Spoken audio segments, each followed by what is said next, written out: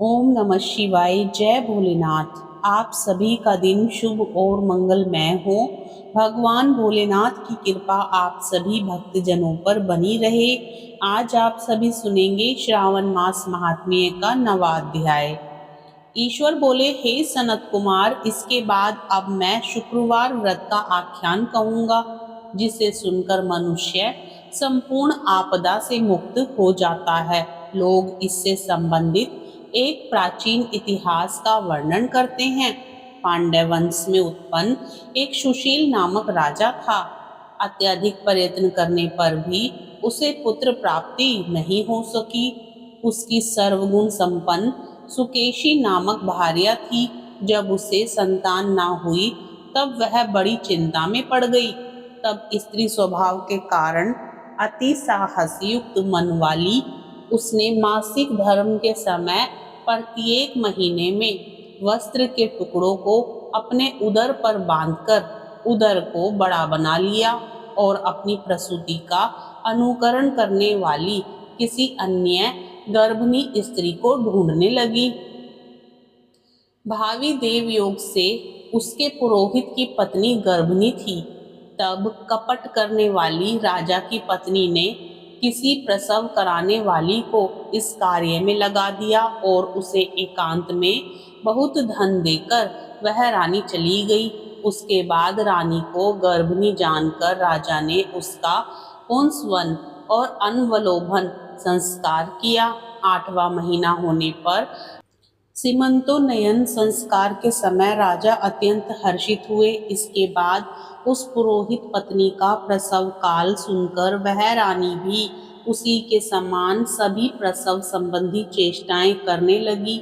पुरोहित की पत्नी क्योंकि पहली बार गर्भवती थी, अतः प्रसूति कार्य के प्रति वह अनभिज्ञ थी और केवल प्रसव कराने वाली दाई के ही कहने में स्थित थी। तब उस दाई ने पुरोहित पत्नी के साथ छल करते हुए उसके नेत्रों पर पट्टी बांध दी और प्रसव के समय उसके पैदा हुए पुत्र को किसी के हाथ से रानी के पास पहुंचा दिया। इस बात को कोई भी नहीं जान सका।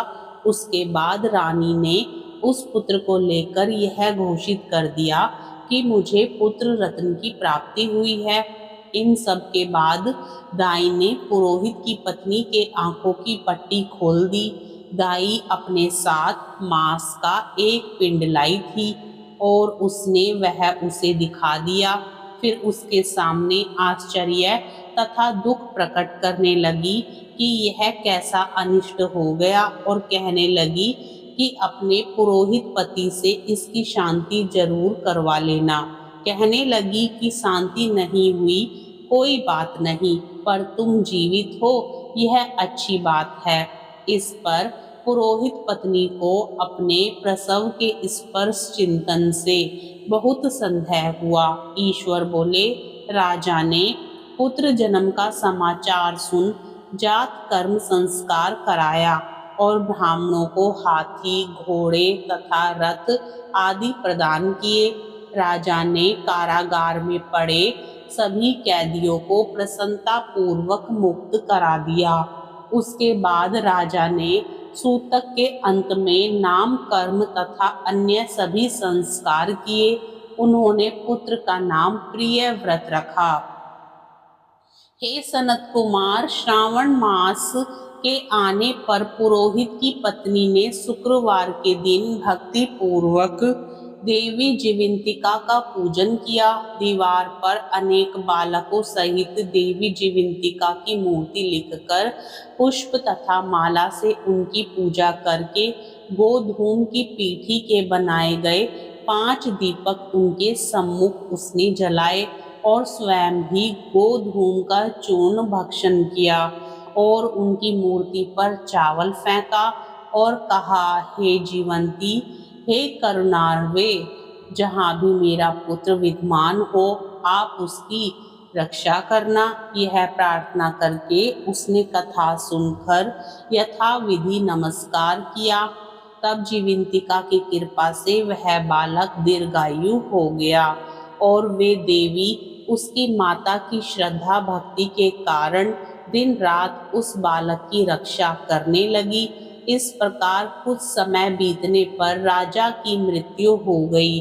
तब पितृभक्त उनके पुत्र ने उनकी पारलौकिक क्रिया संपन्न की। इसके बाद मंत्रियों तथा पुरोहितों ने प्रियव्रत को राज्य पर अभिषिक्त किया। तब कुछ वर्षों तक प्रजा का पालन करके तथा राज्य भोग कर वह पितरों के ऋण से मुक्ति के लिए गया जाने की तैयारी करने लगा। राज्य का भार वृद्ध मंत्रियों पर भक्ति पूर्वक सौंपकर और स्वयं के राजा होने का भाव त्याग कर उसने कार्पटिक का वेश धारण कर लिया और गया के लिए प्रस्थान किया। मार्ग में किसी नगर में किसी गृहस्थ के घर में उन्होंने निवास किया। उस समय उस गृहस्थ की पत्नी को प्रसव हुआ था। इसके पहले षष्ठी देवी ने उसके 5 पुत्रों को उत्पन्न होने के 5वें दिन मार दिया था। यह राजा भी उस समय 5वें दिन ही वहां गया हुआ था। रात में राजा के सो जाने पर उस बच्चे को ले जाने के लिए षष्ठी देवी आई। जीवंतिका देवी ने उस षष्ठी देवी को यह कहकर रोका कि राजा को लांघकर मत जाओ। तब जीवंतिका के रोकने पर वह षष्ठी देवी आई थी, वह वैसे ही चली गई। इस प्रकार उस गृह स्वामी ने उस बालक को 5वें दिन जीवित रूप में प्राप्त किया। ये लोग इतने प्रभाव वाले हैं, ये देखकर उस गृहस्थ ने राजा से प्रार्थना की, हे राजन, आपका निवास आज के दिन मेरे ही घर में हो। हे प्रभो, आपकी कृपा से मेरा यह छठा पुत्र जीवित रह गया है। उसके इस प्रकार प्रार्थना करने पर करुणानिधि उस राजा ने कहा कि मुझे तो गया जाना है। तब राजा गया के लिए प्रस्थान कर गए। वहां पिंडदान करते समय विष्णुपद देवी पर कुछ अद्भुत घटना घटी। उस पिंडदान को ग्रहण करने के लिए 2 हाथ निकलकर आए। तब महान विस्मय युक्त राजा संशय में पड़ गए और पुनः पिंडदान कराने वाले ब्राह्मण के कहने पर उन्होंने विष्णु पद पर पिंड रख दिया। इसके बाद उन्होंने किसी ज्ञानी तथा सत्यवादी ब्राह्मण से इस विषय में पूछा। तब उस ब्राह्मण ने उनसे कहा कि ये दोनों हाथ आपके पितृ के थे। इसमें संदेह हो तो घर जाकर अपनी माता से पूछ लीजिए, वह बता देगी। तब राजा चिंतित तथा दुखी हुए और मन में अनेक बातें सोचने विचारने लगे। वे यात्रा करके पुनः वहां गए जहां वह बालक जीवित हुआ था। उस समय भी उस स्त्री को पुत्र उत्पन्न हुआ था और उसका 5वां दिन था। वह जो दूसरा पुत्र हुआ था उसे लेने रात में फिर वही छठी देवी आई। तब जीवंतिका के दोबारा रोके जाने पर उस छठी देवी ने उनसे कहा, इसका ऐसा क्या कृत्य है अथवा क्या इसकी माता तुम्हारा व्रत करती है जो तुम रात दिन इसकी रक्षा करती हो।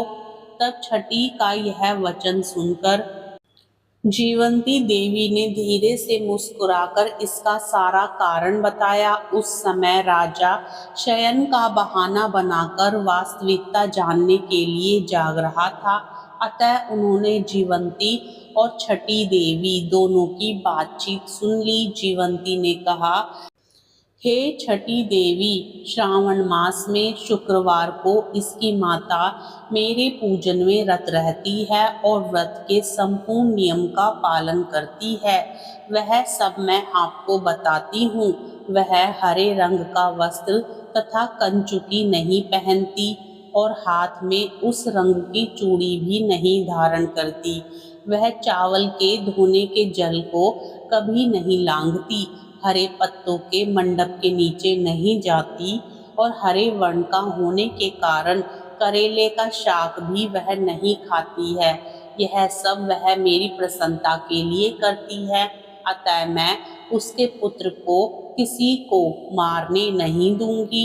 यह सब सुनकर राजा प्रियव्रत अपने नगर को चले गए और उनके देश के सभी नागरिक स्वागत के लिए आए। तब राजा ने अपनी माता से पूछा, हे मात, क्या तुम जीवंतिका देवी का व्रत करती हो? इस पर उसने कहा कि मैं तो इस व्रत को जानती भी नहीं हूँ। उसके बाद राजा ने गया यात्रा का समुचित फल प्राप्त करने के लिए ब्राह्मणों तथा सुवासिन स्त्रियों को भोजन कराने की इच्छा से उन्हें निमंत्रित किया और व्रत की परीक्षा लेने के लिए सुवासिनियों को वस्त्र, कंचुकी तथा कंकन भेजकर कहलाया कि आप सभी को भोजन के लिए राजभवन में आना है। तब पुरोहित की पत्नी ने दूत से कहा कि मैं हरे रंग की कोई भी वस्तु कभी ग्रहण नहीं करती हूँ। राजा के पास आकर दूत ने उसके द्वारा कही गई बात राजा को बता दी। तब राजा ने उसके लिए सभी रक्त वर्ण के शुभ परिधान भेजे।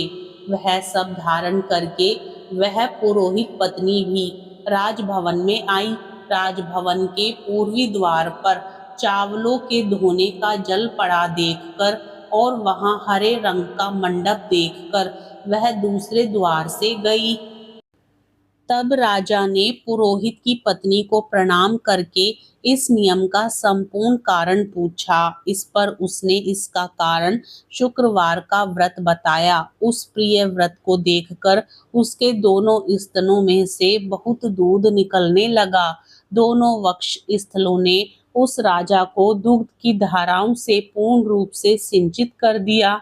तब गया में विष्णुपदी पर निकले दोनों हाथों जीवंतिका तथा छठी देवी, दोनों देवियों के वार्तालाप तथा पुरोहित पत्नी के स्तनों से दूध निकलने के द्वारा राजा को विश्वास हो गया कि मैं इसी का पुत्र हूँ। उसके बाद पालन पोषण करने वाली माता के पास जाकर विनम्रता पूर्वक उन्होंने कहा, हे माता, डरो मत, मेरे जन्म का वृतांत सत्य सत्य बता दो।